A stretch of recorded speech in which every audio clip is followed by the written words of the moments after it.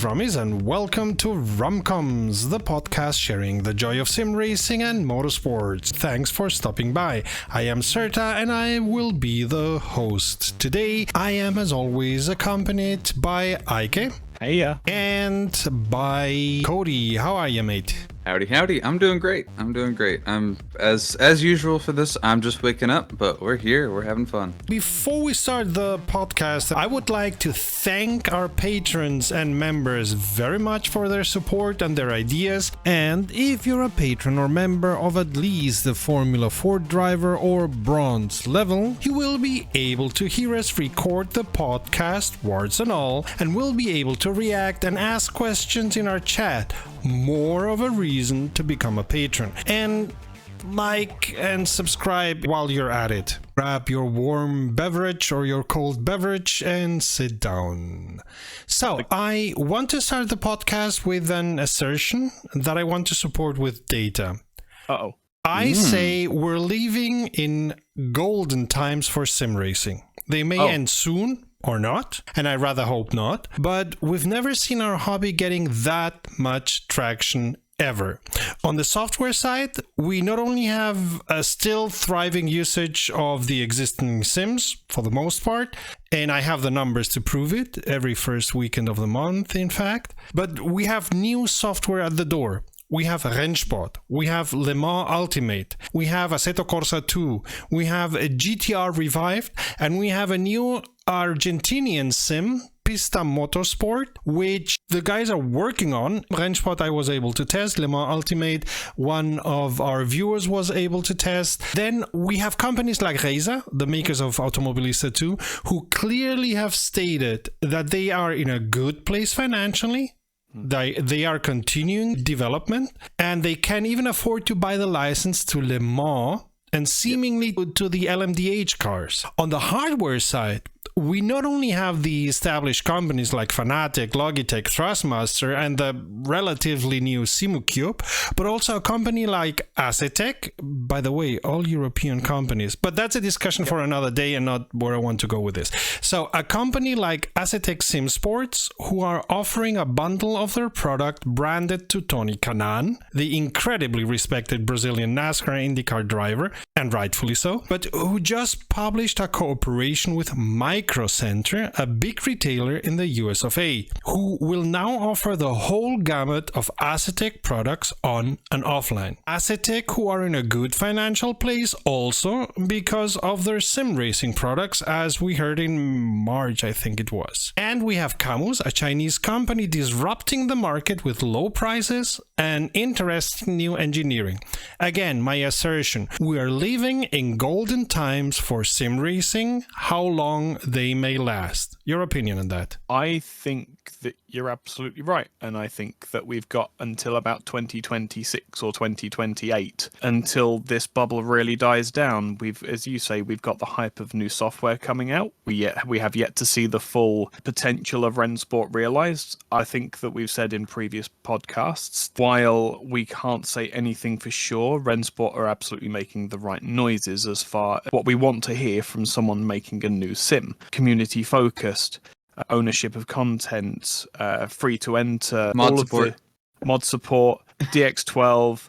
Like it's making all of the right noises and all of the things that the fact that they're looking at esports and taking feedback from real drivers, which we know has provided excellent data for iRacing in the past. They're going about it the right way. Similarly, Assetto Corsa and Kunos absolutely going the right way about refining their ACC model, which I think will end up being the foundation of their physics for Assetto Corsa 2, which again, hopefully should have mod support, should become as beloved as the original Assetto Corsa is. However, there's a counterpoint to that one, which is how much of Assetto Corsa's popularity is because you can get hold of the Ultimate Edition for something like £3.70 in modern days. So if you're going to get into sim racing and you've just got your first Logitech or Thrustmaster wheel, what are you going to do? Are you going to jump into rFactor 2, which has a history of being very difficult to work with, or are you going to go on to a key reseller, buy Assetto Corsa, and basically never touch a mod in all of your driving career, potentially?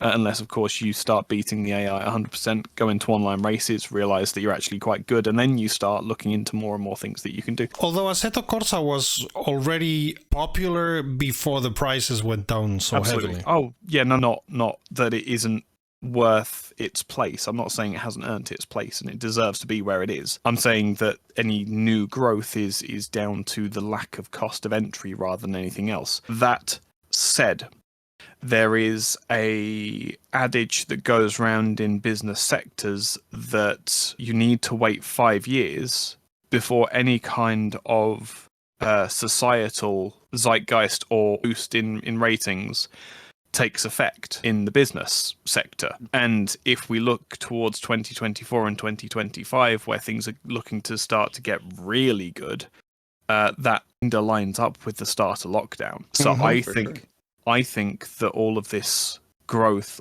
as far as developers are concerned, and the input from financial sectors has come as a result of people being stuck at home and actually looking at their social media and seeing, oh my goodness, there's massive untapped potential here in these sim racers who are just complaining constantly about, well, everything. Yeah, and that's fair. Definitely. I mean, we all really know where this started. As you guys have mentioned, it was the pandemic and everyone being forced indoors. Like, anyone who had the space, money, and interest to bought sim rigs, including myself. Yeah. So now the player base is huge compared to where it was. I mean, it's always been somewhat popular, but rather niche. And now it's like, it's a thing. People talk about it at school and at work. They're aware of it. People are aware of it, and there's money in it now. So yeah, absolutely. It makes sense that we're in an era of development and of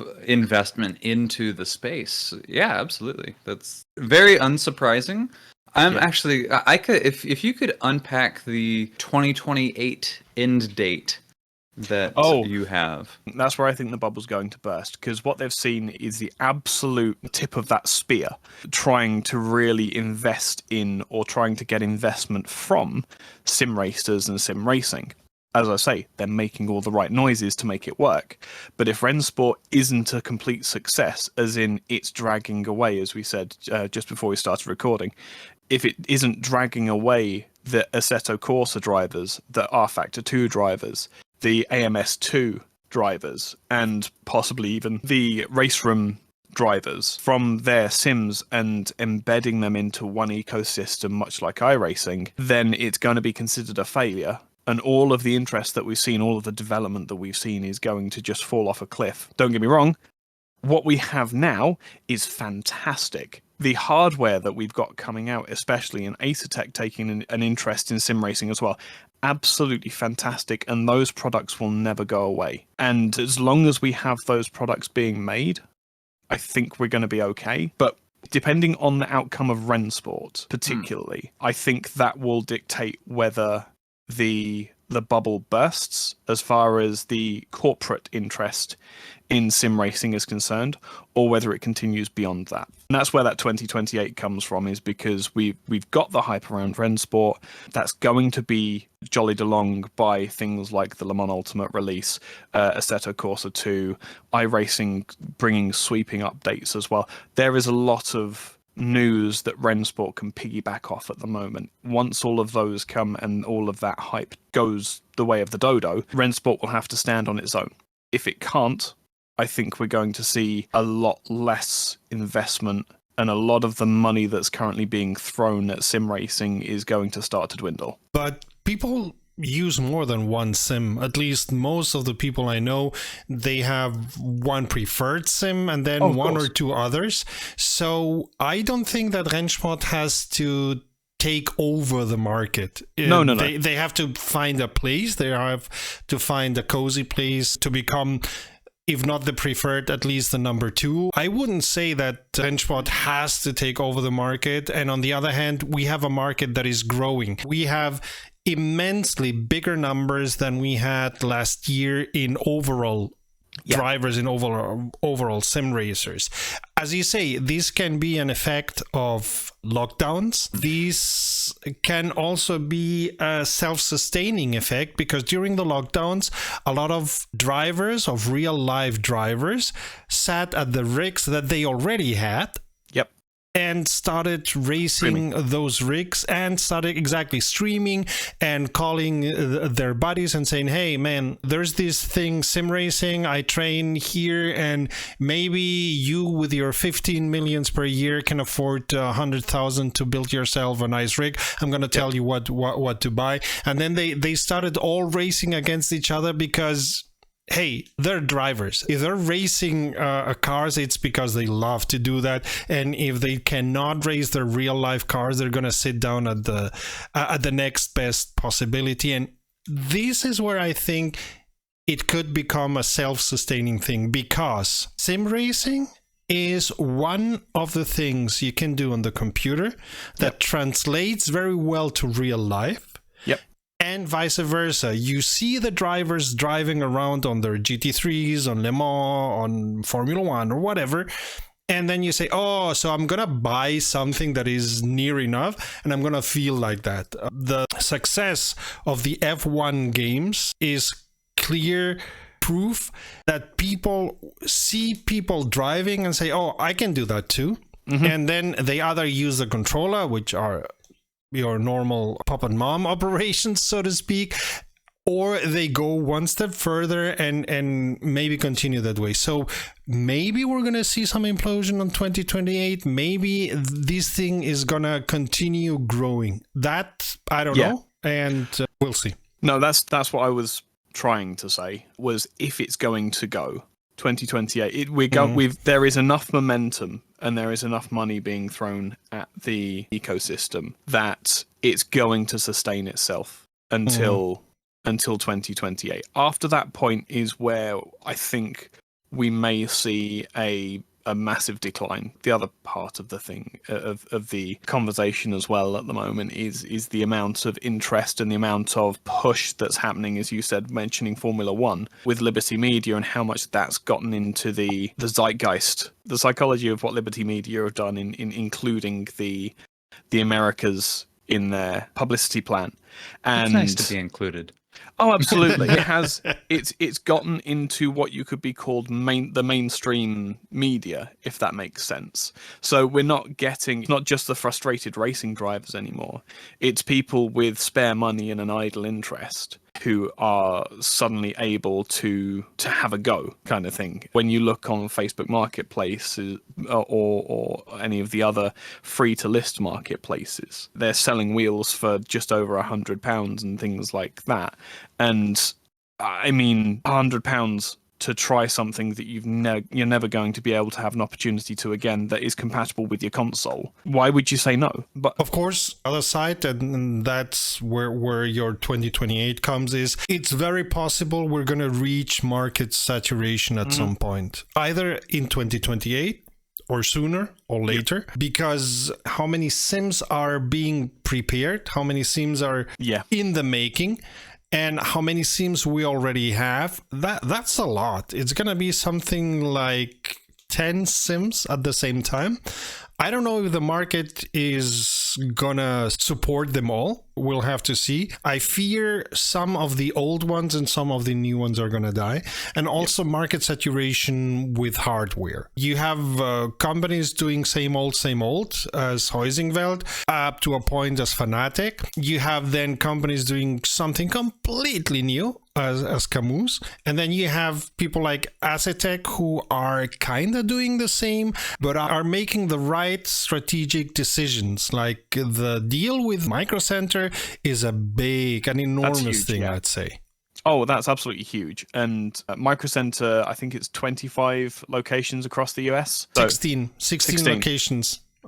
I'm going to say it's enough to cover most of the major metro areas, but it's not a lot. Like, I'm in one of the metros that it covers, and I'm still an hour and a half away from it. Yeah. The other thing as well is that, obviously, with that, you no longer have to pay import fees. Like That's that's I'd be honest, that's the main thing that is stopping me from buying a direct drive wheel at the moment, is that it doesn't matter who I buy from, I'm gonna have to add at least another triple figures onto whatever I pay because of import tax. Now, if you work out a deal, as Micro Center has, you can just pay with a price on the shelf and walk out with your rig. It's a brilliant move for Acertech. And let's not forget they made the deal also with the Tony Kanaan bundle. And I was Tony about Kanaan, to say that as well. Tony Kanaan is not that well known in Europe, which is sad, but he is an enormous figure, and as I said, rightfully so, in the United States, because he's done NASCAR, he's done IndyCar, he's an amicable person, he's somebody who you listen to, he's somebody that when he tells you, look, this stuff here, that's good for sim racing. And I know because I've done sim racing half of my life, which is true. Sorry to interject. Go ahead. I said hang on for a minute because I needed to look this up. And, I thought you might. Yeah. So I was, you mentioned import taxes and, sure, whatever the situation is with the UK not being part of Europe anymore, sure, that's fine. But then I was like, wait a minute, import tax. I order stuff from Europe all the time. Import tax in the US kicks in at $800. That's a fun thing that I've learned today. So below $800, no import tax. Above $800, import tax. Do you want to know when it kicks in the UK? When? 80. 80. Oh, 25. geez. £25. Oh, $25. £25. Anything above £25, you pay some sort of impact tax, and then I think it's above £100. It's a different band as well. So it's really, really hard to import, to actually buy these direct drives, which is the reason why I haven't bought one yet. I think it's cheaper if you just take the fare to Calais and buy in France. Yes, you're absolutely spot on. No, you're absolutely correct. From the Midlands, it would cost me less to get a plane or a train to France and buy the wheel there, or order it while I'm at Le Mans or something like that, or order it while you are at the Sim Racing Expo, or take it from the Sim Racing Expo. And that's a really fair point. I wonder if Anatech are going to be there and are feeling generous. So first one, I'd be sure. Second, I don't know. Yes, exactly. For Sim Racing Expo, which I do plan to be there, I actually intend to buy something and have it shipped there because they don't ship to the US. Yeah, exactly. It makes sense too. The thing that would be the utmost cool, if we knew who was going to be there, to buy something from someone who we knew was going to be there and say, "Can I just pick it up at the show?" Mm-hmm. Yeah. That would just be the utmost cool thing. Well, we are all three going there. We are all already announced. So let's see who we meet there. I know that there are already companies that have said they're going to be at the Sim Racing Expo, and I'm pretty sure that some of the ones that haven't said yet are going to be there, like Fanatec, because I've seen them in every Sim Racing Expo I've been, and I started going to the SRE in 2018. So Poisingveld are going to be there, I'm pretty sure. I would be surprised if Acertech wasn't going to go, because last year was their debut, was it not? In the Sim Racing Expo, as far as I know, yes. Yeah. And they had a big stand. It was a massive double booth with they brought an LMP3 car. I'm saying this for the audience who may not have attended or was not familiar. They brought an LMP3 car. They had a stage. They had 6 or 7 different rigs. They had a Formula student car as well from one of the, I think, local universities. It was intense. I really missed out last year. Yeah, the showing that they brought, it was literally they had all of the booths were squares. They had 2 squares. And then they had rigging going up with lights and all of that for the stage going up all around it. After the show had officially ended on the press day, they had a presser event with all of us press people and the CEO and CFO, I want to say. They gave a presentation and did an interview. So showing there. So if they do not show up again in a similar force this year, frankly, I'm going to be surprised. Yeah. This year, we're going to have to be just wearing GoPros on our chest to capture all of the cool stuff that's happening. Could be. Not the worst idea. It comes back to the original point that you made. we're in a genuinely golden age of sim racing. We're in a golden age of racing generally. Hypercar in the WEC, GTP in IMSA, GT3 as an entity is just, we can argue till we're blue in the face about how much we don't like BOP and how they're not proper racing cars because they have ABS and traction control, all of which I agree with. But the fact of the matter is that the bar to entry for sim racing as well as real racing has never been so low, and the appeal to go racing has never been so high. I'm going to disagree with you on real racing, but certainly in our lifetimes, it's never been so low. Yeah, exactly. Yeah. No, absolutely. Well, as I'm sure I've said before, I'm currently trying to work on a formula to get sanctioned in the UK to try and lower the bar of real world motorsport. I don't know how well it's going to go, but the idea is to be able to build a slightly larger kart for around 500 to 600 pounds and then take it to proper racetracks around the country. I want it to be like it was back in the day where you could just buy a race car or buy a sports car, put some racing tires on it, put some extra go fast parts, take it racing, and then drive it home if it was still drivable. There's something like that in Finland. Yeah. You build a car, enter the race, and the person who, I think it's the first 3 places, but maybe only the person who wins, has to sell that car for 500 euro. So the thing is, of course, most of the people are not gonna be trying to build the most expensive car, but are trying to build a winning car for 500 euro. Yeah. Yeah, we have a similar thing here called Chump Car. You know, you've heard of Champ Car. Get ready for Chump Car. Although I think now that the Champ Car license expired, I think they actually did rename themselves to Champ Car, which is hilarious. Nice. But everyone just calls it Chump Car still. I think that the best thing you have is lemons. Yeah. That makes sense. We need more of that in every country. Every country needs to have that. But you're picking up on slicks and just taking the stock car racing, I kind of agree with. I do think that it should be, the base car should be the same. It's just taking interiors out, sort of thing. You know how Clio Cup cars work, or the City Car Club in the UK, or any of these like production type series. That's what the formula should be. Is you strip everything out of the car without using a grinder, and then you get balanced based on that. And you'll have weight added and restrictors added to make everyone BOP'd properly. Because as you say, then it would be taking cars off the street and taking them racing, which would be fantastic. Yeah, I don't say that for any logical reason. Just I'm nostalgic for a time period that I did not exist in. The classic racing era, you know? But the thing is that it does make a great point. The best time of the BTCC was the Super Tourer era, where that's what the regulation was, that you had to take a production chassis and modify it from there. Slam it. But that's what they were doing. They were putting racing suspension on. And Alfa Romeo, I'd look up the Alfa Romeo controversy. Alfa Romeo had a splitter that was fitted in the standard car as an under tray, right? And then all they did for the touring car was take this splitter, mount it underneath the bumper, and it gave them something like 10 to 15% more downforce on the front end, which is obviously the driven wheels. That's amazing. They just dominated everything. Yeah, production car racing is absolutely incredible, and I genuinely think that and LMDH they're the only formulas we actually need as far as a sports car racing is concerned. Because if you take those two formula and then BOP them into GT2, GT3, GT4, GT5, etc., based on the speed of the actual car, you could put everything into a ladder. Yeah, absolutely. And then you could have little 1.6 BMW M2s versus, what the fast Clio's called? They're just Clio Sports, aren't they? 2 litre 16 valves. If they're the same speed, front wheel drive, rear wheel drive, 4-wheel drive, doesn't matter. You'll just get balanced into that class. That's cool. I think GT4 is honestly the closest thing we have to that in modern professional racing.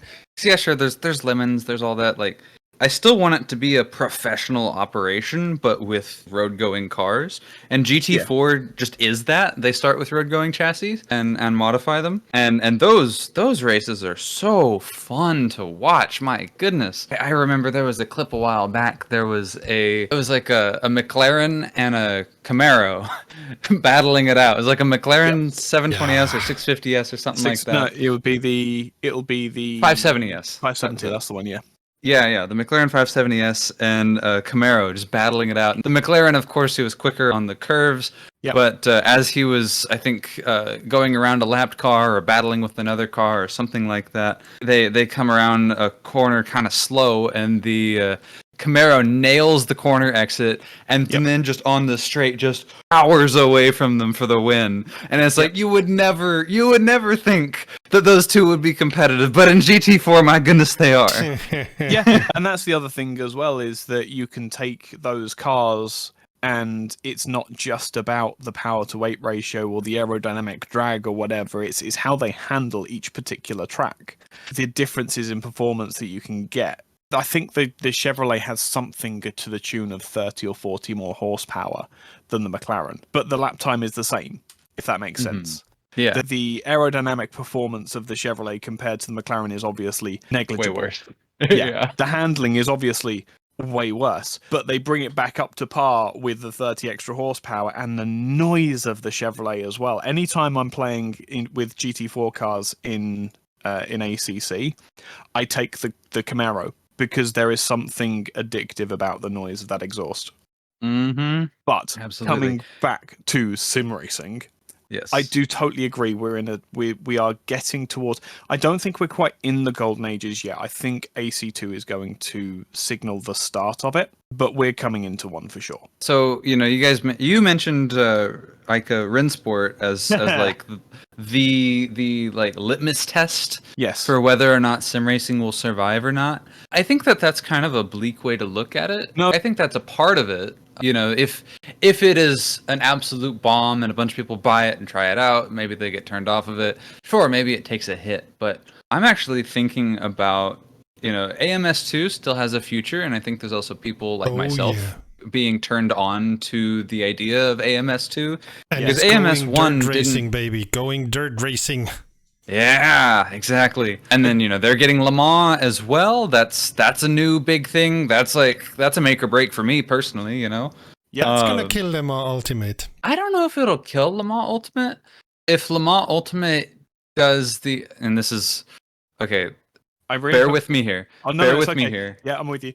If Le Mans, I think you might know where I'm coming from here. If Le Mans Ultimate does the treatment to one series like ACC or the F1 games do, then Ultimate has a place. It will live, it will survive, because there is a significant value to a complete and total package that looks and feels like the branding of the actual series. Because Le Mans Ultimate, it's going to be R Factor 2 based, right? Like all the other motorsport game stuff. I'm ready to be hurt again. I'm prepared. I'm willing. I'm buying that day one. I'm a sucker. And so it's motorsport games.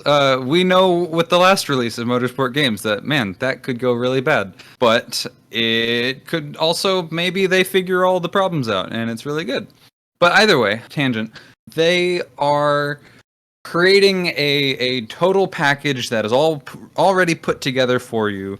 And it's all ready to go. Honestly, the thing that would kill Le Mans Ultimate for me more than anything else it wouldn't for me, because I'm a fanboy for the World Endurance Championship and IMSA. But the thing that would kill it for me is honestly like all of the hypercars come out for Assetto Corsa.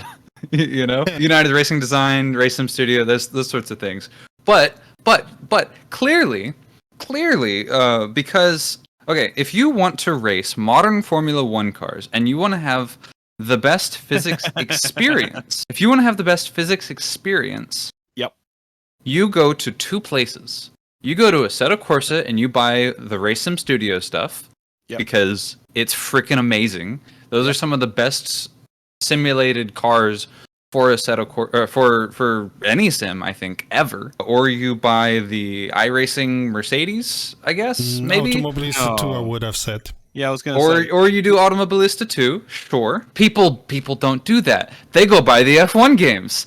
Do you know why they buy the F1 games? Because it's a complete and total package. It's got the drivers' faces, it's got the licensing, it's got all the branding that looks right, it's got everything all wrapped up into a total package. Do you know and why? For us enthusiasts, it's shit. But if you are the average Joe and you're into F1, that does all of the F1 things for you that you want it to do. Controller. And you can play it on a controller. That is also a thing as well. But I think Le Mans Ultimate is going to do that effect for the World Endurance Championship and for endurance racing.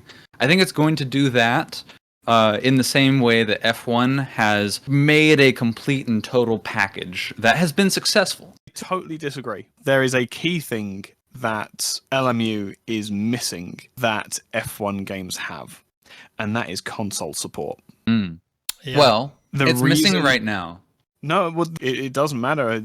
We can only judge by what we have right now. Okay. Okay. And without that killer USP, it's not going to fool anyone.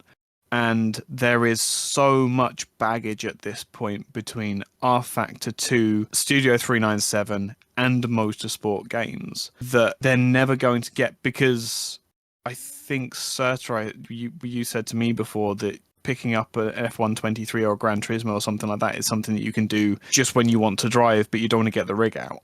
But you can't do that with the R Factor 2 engine. Let's see how much they strip it down. They make it compatible for people who don't want to race a sim. Yes, that's going to be key. I know people drive Assetto Corsa with their controllers. They do, yes. Yeah, oh yeah, definitely. There may be. I'm not saying you're wrong. I'm saying I'll wait and see where that's going. So would Kunos have been a better target for the Le Mans Ultimate license then? As I say, I would want that. And then in my dream world, I would have an official partnership with United Racing Design, because they've already made some of the cars, so just license that, save cost. That's the thing that I would love to know from some of these mod houses is, have they had offers to make cars for the first parties? Because I do know that United Racing Design in particular has done some stuff. I think they made the Dallara. Yeah. For the Dallara update. It was like the Dallara Stradale. That was it. It wasn't an official Assetto Corsa car, but it was an official Dallara car. They actually worked with Dallara on it. So... No, but as I say, what I mean is having, for example, RSS going to, do you know what, Rensport going to RSS. There's a match made in heaven based on what they make anyway. And saying, look, here's our source code. Do you want to make stuff for us? You can still make mods, but you've also got to make first-party content as well. So we do know there was the video by Random Call Sign. Yep. We do know that Rennsport have been talking to mod makers and have been showing them how to export what they've done for Assetto Corsa into Rennsport, and they have shown them what they can do on Rennsport without having any baggage. So as you were saying, they're making the right noises. They're making also the right noises and the right moves in that direction. They're talking to the people who are doing the mods and saying, hey, this is the ecosystem that we have. This is how you can translate what you're doing already into what we have. And this is how you can start from scratch with what we have. Let's talk to each other. What I do not know, because I'm not privy to those conversations, is if Rennsport said, and if you want to come into the ecosystem, we have here some data from, say, Porsche, and would like you to make an official one, you will get paid 100% because this is gonna be something that we offer. I don't know if they have done that. It would be a clever move. It would be a move that would be in line with other clever moves that Rennsport have done, but maybe we're giving them the idea just right now. Yep, maybe we're giving them an idea, or maybe we're giving them too much credit. Either way, I do think, and I know this is something that no one in the comments is going to disagree with as well. I do think that modding plays a pivotal role into the long-term success of any platform. Oh yeah. Oh, totally. As I said, I don't think that anyone's going to. Okay, fair. I think that's probably the coolest take to ever be taken. Other than if you're a developer, in which case, why aren't you allowing modding? Let us mod your games. Yes, we know you. We know you. Even Razer is trying to find ways around the Madness engine for mods to have their place. Yes, exactly. Yeah, and I'm sure there's an iRacing person in the comments who's just absolutely fuming right now. Yeah, it's just live. Yeah, iRacing is like YouTube. The only reason why they have survived is because when they started, they were the only ones doing it. Yeah, that's fair. They are the grandfather of sim racing, much like YouTube is the grandfather of online content. It's been around for so long, it doesn't matter what they do. They would have to double or triple the monthly fee to get people to stop subscribing. And even so, yeah, I'm closing that conversation because we are already about 40 minutes into the podcast, and I don't want to make this an hour and a half podcast. We asked at the end of our podcast last month, we asked people to tell us what their favorite car of them all was. Yes, and I saw some cheating. Okay, go ahead. Oh no, no! It's I saw who was it? Punta Taco Simuladores said Group 5. Yeah, I mean yes. Ask an open question, get some answers. I totally agree. No, their full comment was, I love track day specials and a thing for the short tail Group C and BPR era GT1 cars and Group 5. All absolutely spot on correct. Group 5 terrifying formula. If you've not heard of it, look it up. But which one of the Group 5 cars would you take as the best? Moby Dick. Your favorite? It's not even close. I have a poster of Moby Dick made by Ricardo Santos hanging on the wall in my bedroom. I have the Solito 118 scale model on my shelf. I am a Moby Dick fanboy. Give me the Moby Dick any day. Please don't soundbite that. Give you the Moby Dick. I know what I said. Did you go to Stuttgart after the Sim Racing Expo last year? I did. I went to Stuttgart. I went to the Porsche Museum. It is not anymore. It is at a coffee shop in Dubai behind glass. Bother. Rubbish. It's on loan from the Porsche Museum for like an indefinite amount of time. So I suppose they got an indefinite amount of money for that. Probably. But yeah, no, so I got to go to Dubai if I want to see it. And then go to a particular coffee shop in Dubai. They did an RX-7 Group 5 car? Yeah, in a roundabout way. Yeah. It wasn't terribly competitive, but yeah, it was there. It raced. Well, that's my favorite then. The RX-7 is one of the greatest cars of all time. It is just, I have been in one about 3 times. I have driven one once, and there is nothing in the world like an RX-7. The RX-8 was a cheap imitation by comparison. Very cheap imitation. It's a very cheap imitation. Fortunately, it was priced like a cheap imitation as well. It was still good, it's still a good thing to have. But the RX-7 is a queen amongst princesses as far as looks and feel and general carness is concerned. Moving on. Darwin Lee says Street 997 GT3 and Shelby GT3 350R, Formula 1 FW 14B Mansell, Endurance GT Corvette C6 GT1, Endurance Prototype Silk Cut XHR12, that's a Lotus. A really good choice. Jaguar, I think. Yeah, Jaguar XJR12, yeah. And he ends up saying, theme here is big displacement, loud race cars. Yep. Yeah, that's fair as well. Also, buddy, that's not favorite race car. That's like favorite, like, many different race cars. For different classifications. So Yeah. he's got open wheel, endurance, and endurance that's GT, fair. endurance prototype. It makes a lot of sense. And then he's got street cars as well, which is 997 and the GT3 50R, which I half agree with. I think that the 991 is the most Porsche to have ever Porsche'd. Well, didn't he say 997? He said 997, yeah, which was the one before. Okay, gotcha. I think the 992 is becoming a little bit too It's modern. huge. It handles really well. It's a great car. It's not quite a Porsche anymore. If you go back and drive one of the 1970s 911s and drove the 992, you would crash the 992 because you would be driving it completely wrong. Even though the engine, yes, is still at the back, they've just done so much work to make it not handle like a Porsche, which again, good, but still not. Yeah, I think it was Jeremy Clarkson at one point who said that you can tell the Porsche 911 was designed by men because they put the engine at the back and then realized that was a mistake. But whereas a woman would realize her mistake and change it, the men have been stubbornly engineering their way around the problem for 60 years. That's it. But the thing is as well with Porsches is that they handle like nothing else. There is obviously, but there's nothing else on the road that handles like them.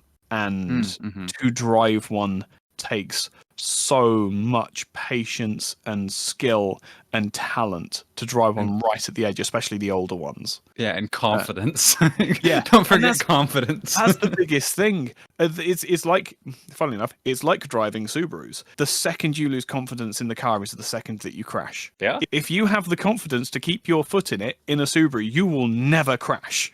It's the second that you go, maybe, that you're in the bush. My SUV could also accomplish the same feeling if you were driving it at the limit, because it's all-wheel drive as well. As long as you're accelerating, you have all the confidence in the world. It's that body roll is gonna lean half a foot over, but as long as you keep your foot in the gas, it's gonna be planted. It's gonna do everything you ask of it. It's not going to do it quickly, but it'll do it. But the moment you start hesitating, that's when things get scary. I had an argument with a friend who drove a BMW, and he was like, rear-wheel drive is obviously better because you can get sideways more often, and drifting is the most fun. It's like, yes, I can get sideways too. I'm just doing 30 miles per hour faster than you are. Yeah, absolutely. Who's going to have the bigger speeding ticket? Me, clearly. But yes, as far as favorite cars are concerned, there's a lot of history there. So I'm going to leave this to Serta, who probably has a stronger opinion than I. I have a favorite class. No, two favorite classes. Sorry. So one is the cop-out answer too. Yeah. One is the GT1s.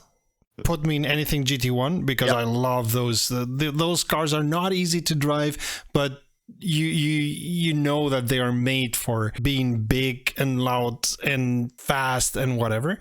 Yep. And the Class C that DTM drove for the C63 AMG. The what now? So the DTMs of the 2000s, which are also the GT500 in Japan still. Yes. Yeah. That class of car. I love Class 1, exactly, not Class C. Class 1s, the Class 1 from DTM and GT, I think it's 500 in Japan. Those cars are a beauty to drive. They look like normal cars, but under the hood, there's a prototype driving. Yes, absolutely. That's a good choice. It's a really good choice. Okay, it's not one that I would associate with, but you have 100 car though. You have to pick one car from that. Pick one. So I haven't driven them often enough to be able to do that yet. Looks. Maybe next month. On looks. Oh, bother. Now you're making me go to Google and okay, GT. We got time for this. I have got time. Wait, there is a Mustang Shelby GT500. Yes, there's a Mustang. Well, that's not the racing class GT500. It's the like designation of like 5 they liter call displacement. it that way. Super GT they are called. All right. That's it. All right. Man, a Mustang GT500, that would be. I'm pretty sure there is a. Oh no! The Mark Cars Australia have a Ford Mustang silhouette car, which I believe actually works as a Super GT car. Mm-hmm. Oh, Okay. it works as a GT3 car. I am entirely GT3. wrong. Okay, there you go. Yeah, You were asking about the looks. Just going from the looks, nothing else, because I don't remember having driven that in any sim. The Honda NSX GT from 17 to 21. Yep, That's a good choice. that's a very, very good choice. From the looks. Yep. Just I don't have a favorite GT500 car, but I do have a favorite GT car, and that's and you think GT300, that's all the GT3 cars, right, and that sort of thing. But my favorite is the Mooncraft Shiden, Shiden. It's the one where basically they read the rules really close, and they realized that in GT300 there was no actual rule saying that it had to be a Grand Touring car, No. and so they took a Daytona prototype chassis, like the old like 2000s really ugly DP cars, Yep. and they modified it. They gave it new bodywork. They changed so much about it to make it compatible with the actual rules of the GT300 class, and they entered just a proper prototype.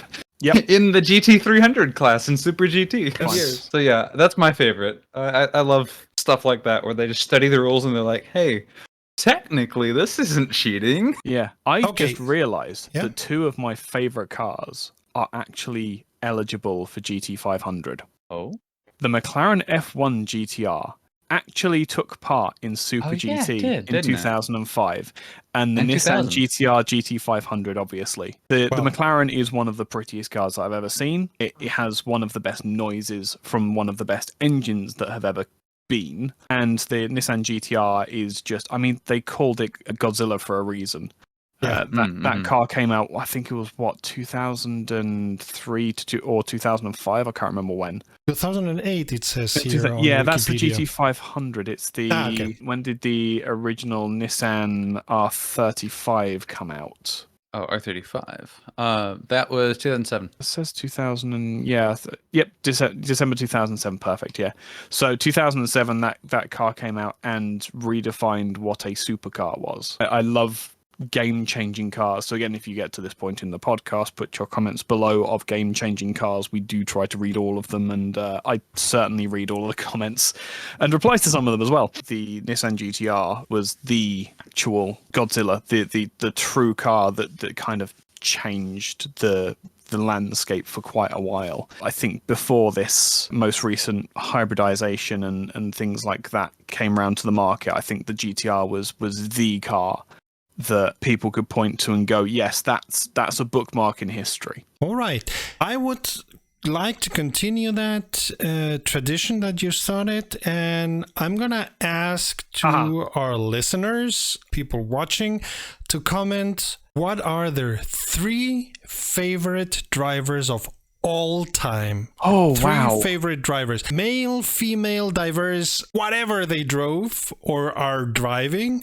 3 favorite drivers of all time. I know mine, but I want to know what our listeners have as their favorite drivers, and we will comment and discuss in the next podcast. Well, I have one that's a definite, and anyone who knows me knows that it's a very good one, or a very, very, very obvious one for me. I think I've even mentioned him on the podcast. Should I? I'll save it for next time. I was going to say save Exactly. it for next time. But yeah, we're going to need to extend this podcast soon. Let us know if you want us to go a bit longer from now on. Or maybe we start doing them every 2 weeks instead of once a month, but we'll see about that. It's another one of those things where if we get given the opportunity, we will just talk for hours. I mean, the streams that we've had with the Clio Cups prove that you and I will go off topic and have more than enough to talk about. But I have one point of news that I want to make sure that we get to before we start. Yes. Because you guys gave me a special shout out in the news last week.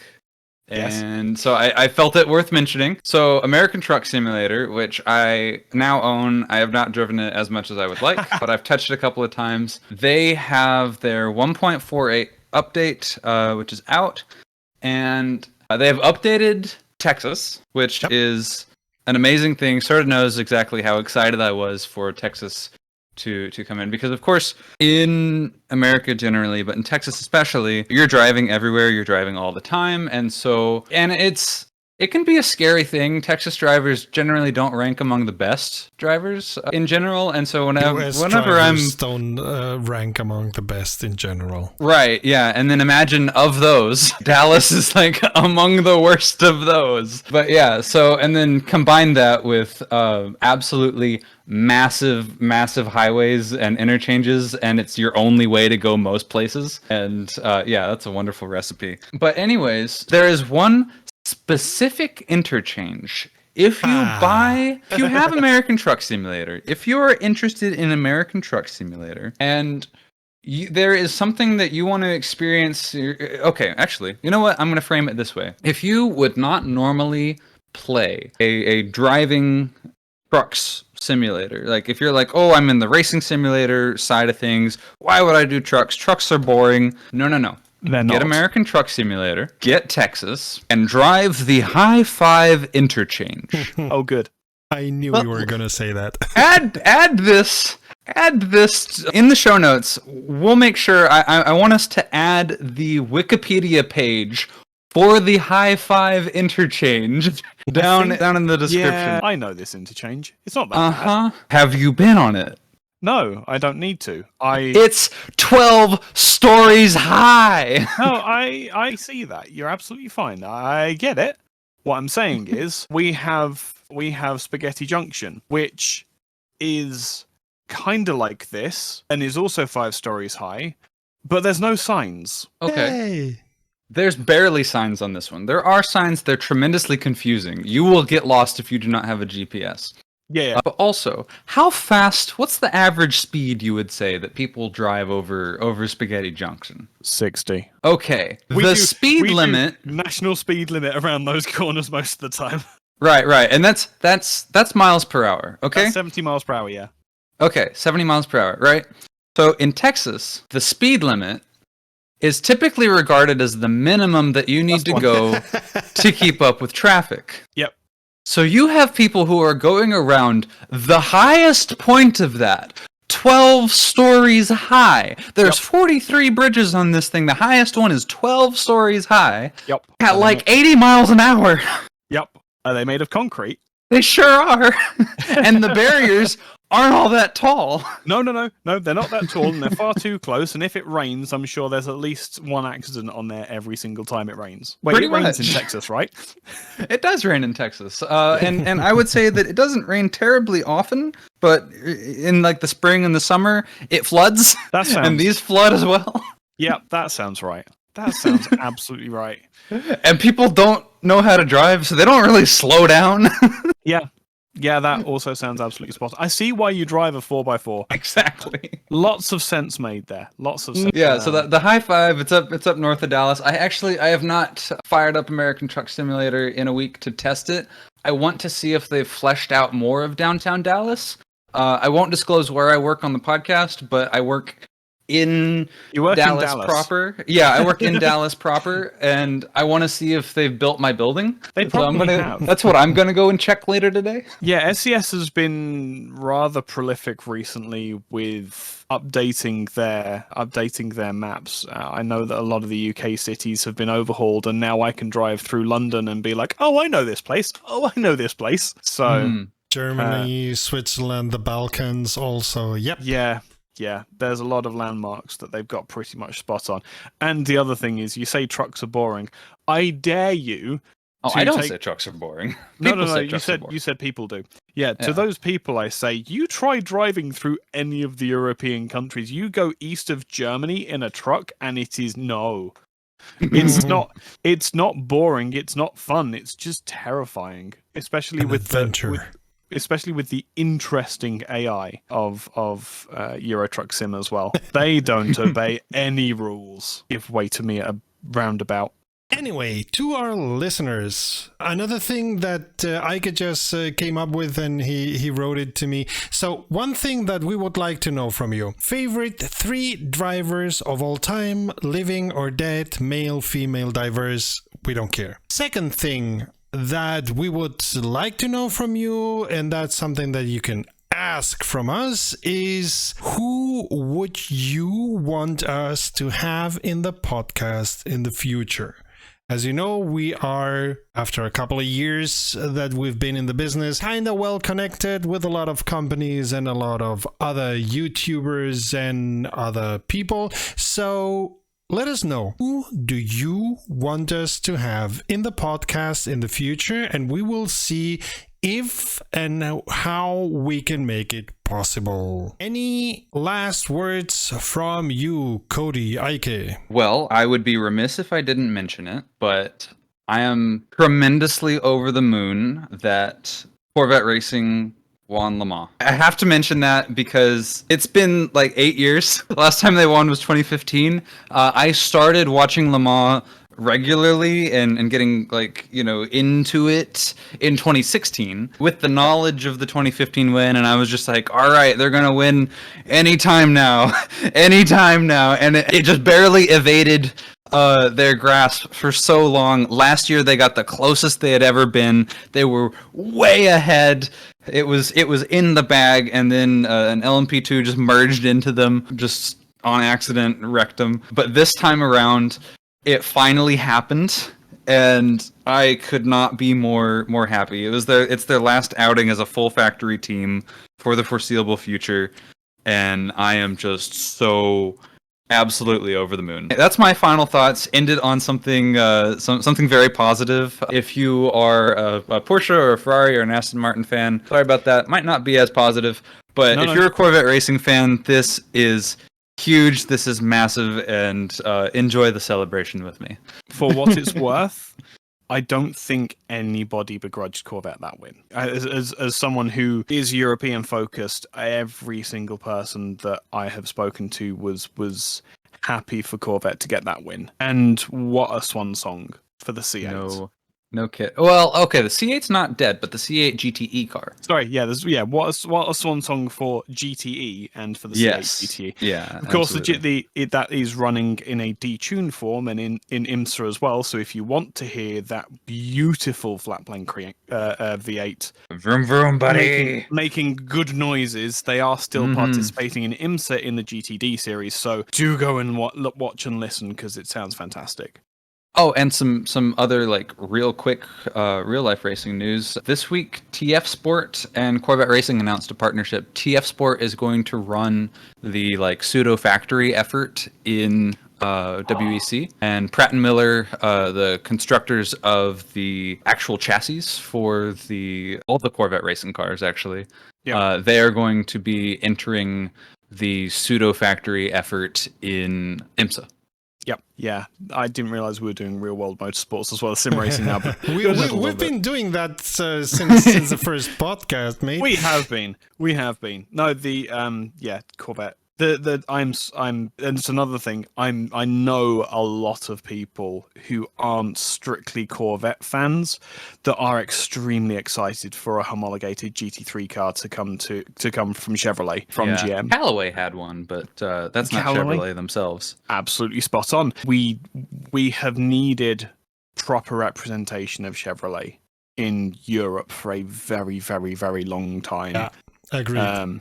And because of course Ford are bringing the Mustang as well, so I'm ready for Corvette versus Ford battles. There is no greater rivalry in motorsports or in car enthusiasm in the United States as with Corvette. As with Chevrolet and with Ford.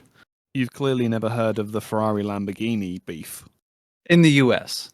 Oh yeah, no. In Italy, it's Ferrari or Lamborghini, and you get in trouble. Yeah. That's a whole thing. But the thing is, as well, is that they're not just going to be competing amongst themselves. Ford have had a patchy history when it comes to their entrance with motor racing. Sometimes it's very lackluster, and other times it can be, why are you throwing this much money at this thing? 1966.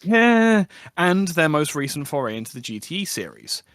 That car, the last Ford GT with the aero scoops that go inside the rear wheels, that's basically a prototype. They could have put a 1.6 litre straight 4 in it, or EcoBoost straight 4 in it, and it would have still dominated the GTE class because it had such aerodynamic efficiency. I mean, I guess I feel like they stole 2016 win away from Corvette, so that's sure. There's like blood there, but honestly, I think that was a perfectly fine GTE car, and that was like in my eyes, that's the perfect GTE car that I don't think would have worked near as well as a GT3 car.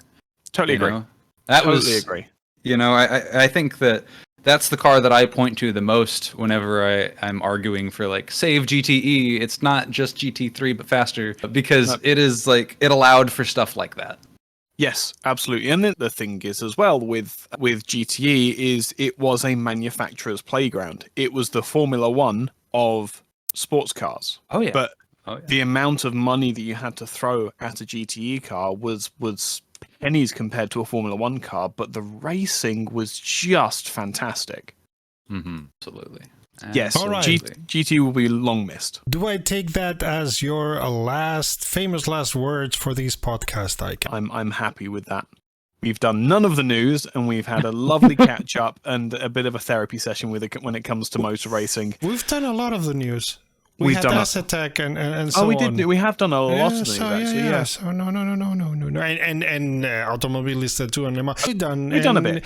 And even if we don't go exactly through the news, who cares? This is a podcast. This is a conversation. Therapy session. It's a therapy. But yes, no, I hope that everyone is enjoying listening to our idle ramblings, and we give you some catharsis under the circumstances of sim racing as well as real racing as well. If you've picked up anything that we've said, leave it in the comments. If there's something that you don't like that we've said, put it in the comments. Will happily explain in text what may not have come across in voice, or have that conversation in the comments as well. This is an interactive channel of sim racing. It's one of the best parts about YouTube is we get to be able to have that conversation. It's not just a one-way thing. And my last thoughts are subscribe so you don't miss the next episode. Like if you liked, and until the next time, save fuel, collect pickup, and we'll see each other on the podium. Bye. Bye.